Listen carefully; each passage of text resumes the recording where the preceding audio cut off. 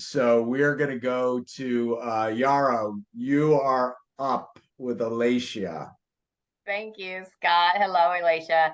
This Hi. half hour so far has been fantastic.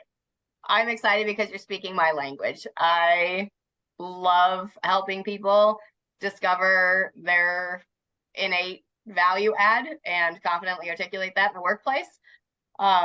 But differently than your journey, I'm coming from higher education and kind of a burnout in that pathway leading to not necessarily successful careers, but fulfilling careers. And so I'm in career transition as we speak to focus more on that A game development.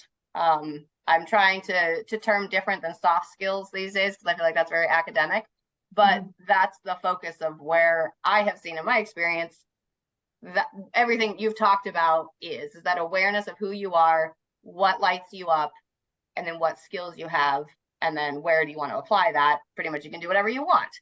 So my question is, thank you for all of the work that you have done and the tremendous skills that you're adding to the world for building myself into the arena, somewhat the outskirts of the arena that you are in.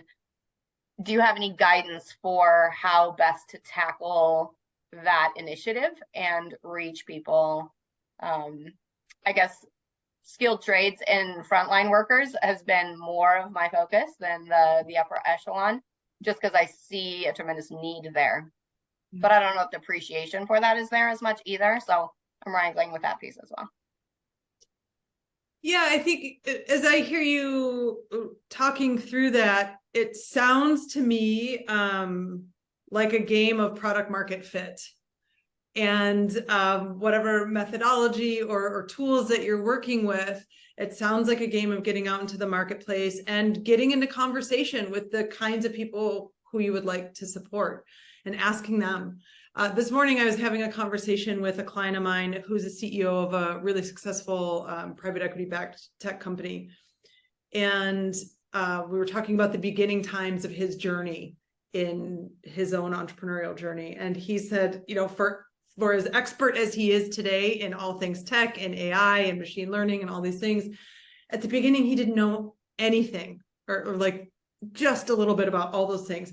But what he did do is that he sat himself in front of all of his potential customers and just learned as much as he possibly could. And through that was able to build out the balance of the business. And so I would offer, just get in the conversation with the people who you want to serve and start to listen for the challenges that they're facing to see where you'll be able to help close some of those gaps.